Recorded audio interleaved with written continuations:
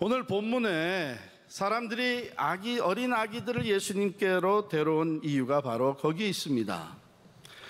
우리 누가복음에는 예수께서 만져주시기를 바랬다 그렇게 되어 있는데, 이 같은 일을 마태복음에는 어떻게 쓰여져 있냐면 마태복음 19장 13절에 예수께서 안수하고 기도해 주심을 바라고 어린아이들을 데려오매 이렇게 써 있어요. 축복 기도죠. 저도 어렸을 때 참 많은 축복 기도를 받으면서 자랐습니다. 우리 어머님이 이 다른 건 몰라도 이렇게 신앙생활, 교회 나가는 것, 그리고 기도하고 기도 받는 것, 여기에는 열심히 있었고 조금 지나쳐서 이제 극성이셨습니다. 그러니까 교회에 이제 이 부흥 강사 목사님들이 오시면 어떻게 해서든지 기회를 잡아가지고 우리를 데려가서 기도받게 하는 거예요. 때로는 그 기도받게 하기 위해서 일부러 강사를 집으로 부흥의 기간 동안 모셔서 섬기곤 하셨습니다. 또 기도하는 모임이 있게 되면 특별한 은사 받은 사람들이 있다 그러면 또 거기 가서 기도받게 하고 그랬었습니다. 그래서 저는 우리 사남매 중에 제가 제일 착실하게 따라다닌 것 같아요. 근데 조금 이렇게 나이가 들어가면서 귀찮고 짜증스럽더라고요. 나가서 놀고 싶은데 너 기도받으러 가자, 기도받으러 가자. 그래가지고서는 가서 또 기도받고 그랬는데, 지금 생각해 보니까요, 그게 얼마나 참 감사한 일인지. 참 주의 종들이 하나님이 택한 이 주의 종들이 예수의 이름으로 제 머리에 손을 얹고 제 가슴에 손을 얹고 이렇게 축복하면서 기도해 준 그 기억들이 얼마나 감사한지 모릅니다. 여러분들도 기회가 있게 되면 그렇게 하세요. 우리 아이들이 어렸을 때부터 이렇게 축복 기도를 받으면서 자라나는 것, 그들의 영적 생활, 그 spiritual formation에 굉장히 큰 영향을 줘요. 그런데 오늘 본문에는 그것을 막는 사람들이 있었습니다. 그리고 그 사람들이 다른 사람들이 아니라 예수님의 제자들이었어요. 우리 생각에는 예수님의 제자들이 오히려 적극적으로 아이들을 데리고 와서 축복 기도를 받게 해줬어야 마땅하다고 생각이 드는데, 오히려 그것을 가로막고 그런 사람들을 꾸짖었어요. 왜 그랬을까? 아마도 예수님이 귀찮아하실 것이다, 또는 예수님이 하는 일에 방해가 될 것이다. 한 걸음 더 나아가서 이 어린 아이들은 아직 미니스트리의 대상이 되지 못한다, 이렇게 생각했을 수도 있습니다. 물론 그 당시에 사람들의 모인 숫자를 카운트할 때 여자와 아이들은 카운트에 들어가질 않았습니다. 이제 그런 거 보면 그 당시 유대인 남자들의 생각이 그럴 수도 있었어요. 그런데 바클리 주석가는 이것을 이렇게 해석을 합니다. 이게 훨씬 더 설득력이 있는 해석인데요. Jesus was on the way to Jerusalem to die upon a cross. 예수님은 이미 예루살렘에 올라가셔서 십자가에 달려 돌아가시기 위한 그 여정을 지금 시작하셨다. 그 길을 가고 계시는 중이라는 것이죠. And the disciples could see upon his face the inner tension of his heart. 예수님의 마음속에 가지고 있는 그 갈등과 고뇌, 그것이 예수님의 얼굴에 이렇게 표현되어 있는 것을 그들이 읽을 수 있었다는 것이죠.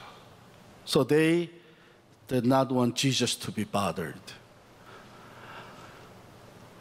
우리가 집에서도 종종 가끔 그런 일 있잖아요. 아버지가 퇴근해서 돌아오셨는데 밤늦게 매우 이제 피곤해 계시고 그 다음날 또 중요한 일이 기다리고 있다면, 아이들은 아빠가 돌아오셨으니까 너무 좋아서 막 가서 안기고 하루 종일 있었던 일을 얘기하고 싶은데, 엄마가 오늘은 아빠 그냥 방에서 조용히 주무시게, 너희들 그 방으로 들어가지 마라 하고서는 제지시키는 것, 그것과 마찬가지로 좋은 인텐션을 가지고 그랬다는 것이죠.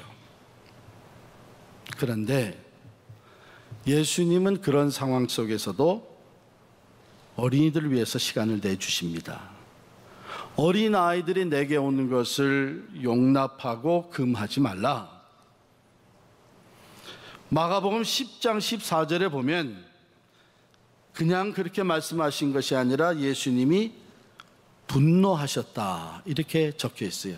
예수께서 보시고 노하시어 이르시되, 예수께서 제자들이 하는 행동을 보면서 분노하셨다는 것입니다. 한 걸음 더 나아가서 하나님의 나라가 이런 자의 것이니라 말씀하셨어요.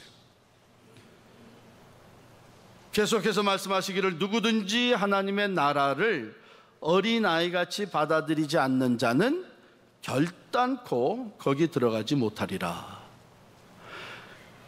그러니까 제자들이 어린아이들을 데리고 축복 기도 받으러 오는 것을 제지하는 것을 분노하시면서 한 걸음 나아가서 하나님의 나라에 대한 교훈을 이 어린아이들을 통해서 가르치고 계시는 겁니다. 예수님은 어린아이들을 귀하게 여기셨습니다. 그들을 적극적으로 맞아주시고 오히려 사람들이 어린아이 같아야 하나님 나라에 들어갈 수 있다고 가르치셨어요. 그래서 이 본문을 가지고 우리가 두 가지를 좀 더 생각해 볼 필요가 있을 것 같습니다. 첫 번째, 제자들이 예수님을 위해서 예수님을 위한다고 한 일이 오히려 예수님을 분노케 만들었다 하는 것. 두 번째로는 어린아이와 같지 아니하면 하나님 나라에 들어가지 못한다고 하는 것. 그것을 좀 더 우리 깊이 나눠보도록 하겠습니다. 먼저 제자들이 예수님을 위해서 한 일인데 그것을 예수님을 분노케 만들었다. 즉 우리가 살아가면서 사람들의 좋은 인텐션, 의도가 때로 하나님의 뜻에, 주님의 뜻에 어긋날 수 있다고 하는 것입니다. 제자들은요, 자기들의 생각과 기준에 맞추어서 주님이 이것을 원하실 것이다 추측하고 아이들이 오는 것을 막았어요. 자기들 같으면 충분히 그럴 거라는 것이죠. 그렇죠? 예수님이 이런 상황 속에서 아이들이 몰려오게 되면 귀찮아하시고 피곤해하시고 빠져들 것이다 이렇게 생각을 했어요. 그러나 정작 예수님은 고난의 길을 가면서도, 죽음의 길을 가면서도 어린아이들에게 관심을 가지셨고 그들을 위해 시간을 내주셨습니다. 오늘 우리는 어떠한가? 우리들에게 맡겨주신 자녀들을 양육할 때에 우리도 같은 잘못을 범할 수가 있다고 하는 것입니다. 우리의 생각과 기준, 이 세상적인 가치관에 의해서 이렇게 양육하면 될 것이다, 이렇게 훌륭한 사회인이 되도록 교육하고 키우면 하나님이 그걸 기뻐할 것이다 이렇게 생각할 수가 있습니다. 그런데 그게 잘못하면 제자들이 범한 그런 미스테이크를 우리도 똑같이 범할 수가 있고 그것이 오히려 주님을 분노케 만들 수 있다는 것입니다. 제자들은 먼저 주님의 마음을 헤아렸어야 됐어요. 정말 주님이 원하시는 것이 뭐냐? 주님, 이렇게 아이들을 데리고 오는데 어떻게 하면 좋겠습니까? 주님은 어떻게 해서 무엇을 원하십니까? 그러면서 주님의 마음을 먼저 헤아렸어요. 주님의 생각을 알았어야만 합니다. 그러면 그런 잘못을 범하지 않는 것이죠.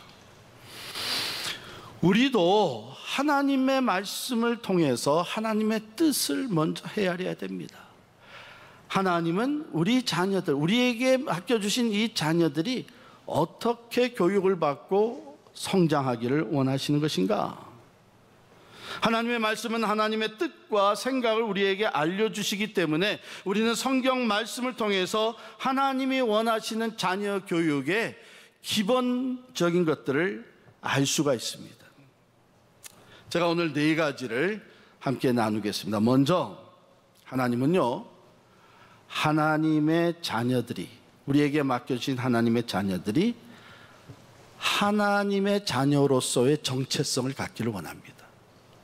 그래서 하나님이 이스라엘을 선택하시고요, 하나님의 거룩한 백성으로 삼으신 다음에는 계속해서 나의 택한 백성, 나의 사랑하는 자녀, 나의 거룩한 백성, 이 정체성을 계속 리마인드 시켜주셨어요.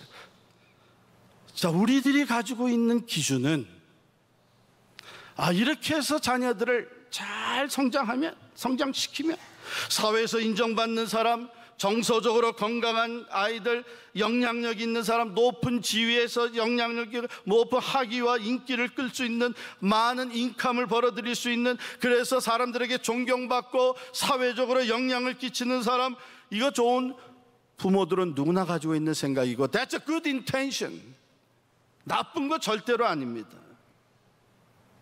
그럼에도 불구하고 우리가 하나님의 뜻은 차순위로 하고, 우선순위가 아니고 차선으로 하고, 우리가 생각할 때 좋게 여겨지는 것을 우선으로 해서 자녀들을 양육한다면 그것 또한 주님을 분노케 할 수 있는 일이 됩니다.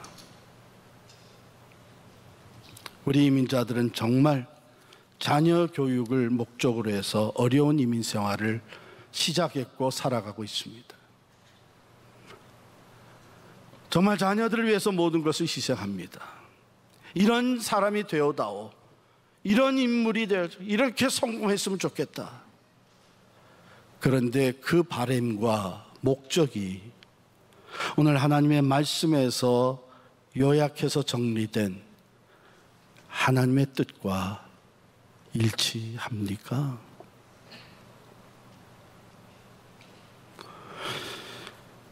그것과는 달라서 아이들을 이 학원 저 학원으로는 부지런히 데리고 다니면서 시간이 모자르니까 성경 공부하는 데는 안 데리고 가는 부모가 적지 않게 많습니다. 크리스찬들 중에. 예배는 좀 빠져도 학원은 너 빠지면 안 된다고 야단치는 부모들도 있습니다. 부모의 심정, 세상적인 기준으로 보면 we could say that's a good intention. 그러나 하나님의 뜻에 벗어나는 것은 우리가 제자들의 행동이나 마찬가지로 예수님의 은혜와 축복을 받는 길을 우리가 가로막는 역할을 하는 것입니다. 그래서 예수님이 분노하신 거예요. 두 번째로 어린아이와 같지 아니하면 하나님의 나라에 들어갈 수 없다고 하셨습니다. 무슨 의미인가요? 우리 어른들이 어린아이를 보면서 배워야 한다는 것입니다. 천국 레슨을 배워야 된다는 것이에요. 여러 가지를 나열할 수 있는데 저는 여기서 본문에 근거해서 한 가지만 말씀을 드리면, 본문에 누구든지 하나님의 나라를 어린아이와 같이 받아들이지 않는 자는 결단코 거기 들어가지 못하리라 했어요. 여기 받아들인다, receive, 하나님의 나라를 어린아이들과 같이 받아들인다는 것은 무슨 뜻이냐 하면 그대로, 전해지는 그대로 그것을 receive 한다는 거예요. 왜? 순진하니까 그대로 trust 하는 거예요. 여러분, 주일학교에서 선생님들이 말씀을 가르치면요, 아이들은 그대로 받아들여요. This is God's word. 그대로 믿고 따라요. 그게 어린아이들입니다.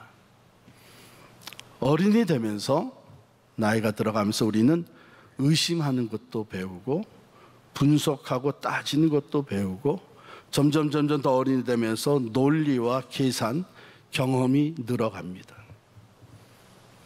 받아들일 수 없는 이유가 더해져 가는 거예요. 그래서 우리가 종종 사용하는 말이, 하나님의 말씀은 그렇지만 현실은, the reality is, 사실은 우리 신앙생활에 가장 우리의 발목을 잡는 게 바로 그런 말이에요. 그런 생각이에요. 사실은 하나님의 말씀은 그렇지만이 아니고 하나님의 말씀이 그렇기에 거기서 끝나야 돼요.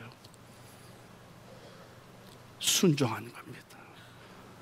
하나님의 말씀. 내가 만약에 순종하지 못하면, 그대로 실천하지 못하면 그것을 고백하는 겁니다. 하나님의 말씀에 내가 순종하지 못하는 연약함을 주님 불쌍히 여겨 주십시오. 내가 실천할 수 있도록 도와주십시오. 내 믿음을 붙잡아 주십시오. 내 스스로 컴프로마이즈 하는 것이 우리의 신앙생활의 발목을 잡는 일이에요. 그 어른들이 하는 생각이, 어린아이들은 그렇지 않습니다. 어린아이들에게 하나님의 말씀을 가르치고 천국 복음을 전할 때에 하나님의 말씀은 그렇지만 현실은 그렇지 않다고. 근데 요즘은 어린아이들, 분명히 아이인데 그런 아이들을 가끔 봅니다. 우리 세상적으로 표현하면 영악한 아이들. 가만 보면 어른들한테서 배운 거예요. 제가 한국 가가지고 우리 친구들, 벌써 몇 년 전 일인데 아이들을 만나고 제가 충격을 받았어요. 가만히 얘기들을 들어보니까 집에서 그렇게 교육을 하더라고. 너 초등학교 애들한테 너 학교 가서 친구 사귈 때 걔가 어느 동네 사는지 알고 사귀어야 된다. 걔 아버지가 무슨 일을 하는지, 야, 걔네는 무슨 차 타고 다니디, 이런 거를 다 따져보고 친구를 사귀라는 거예요. 사랑하는 성도 여러분, 특별히 우리 자녀들을, 지금 어린 자녀들을 양육하고 있는 여러분들, 제가 영적인 목적으로 간곡하게 부탁을 드리는데 우리 아이들을 너무 빨리 어른 되게 만들지 마세요. 자연히 어른 되어 갑니다. 그 아이들의 순진함, 그 순박한 믿음이 잘 보존되어 갈 수 있도록 신앙교육을 잘 시켜야 합니다.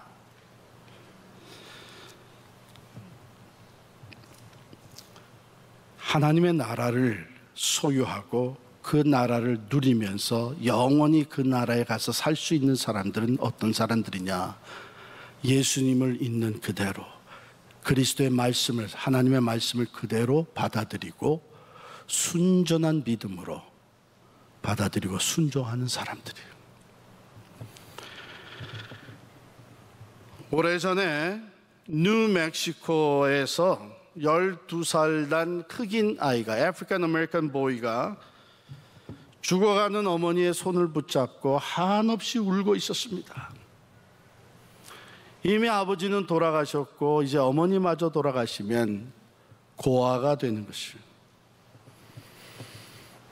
뿐만 아니라 이 아이는 소아마비의 장애를 앓고 있었습니다. 그 가정은, 이 아이의 삶은 인종차별, 가난, 질병으로 얼룩져 있었던 삶입니다. 어머니가 돌아가셨습니다. 그런데 돌아가시기 전에 임종시 남겨주신 말씀이 이 아이의 가슴에 살아남았습니다. 그 어머니는 숨을 거두기 전에 아들에게 이렇게 말했습니다. 아들아, 네게 남겨줄 것이 정말 아무것도 없구나. 그러나 이 말씀을, 하나님의 말씀을 꼭 기억하여라. 인생에 3가지 보석이 있단다. 믿음, 소망, 사랑. 예수 그리스도 안에서 우리가 얻게 되는 이 3가지 보석, 믿음, 소망, 사랑, 이것을 꼭 간직하여라.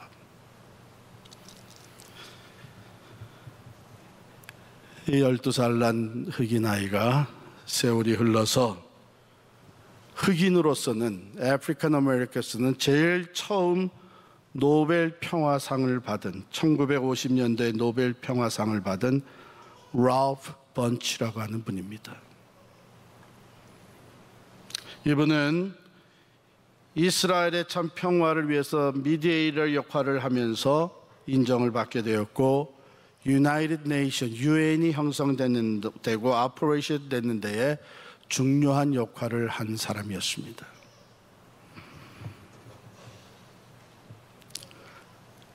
어린 아이들이 내게 오게 하라.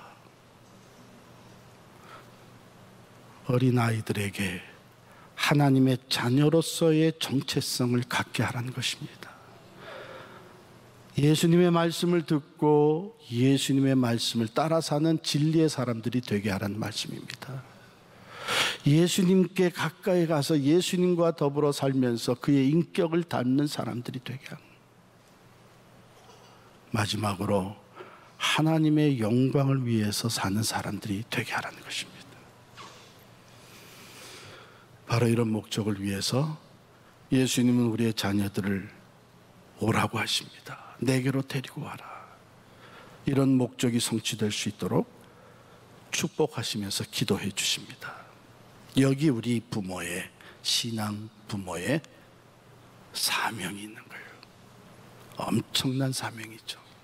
고귀한 사명입니다. 오늘 이 말씀을 나누면서 우리 스스로를 정직하게 돌아봤으면 좋겠습니다.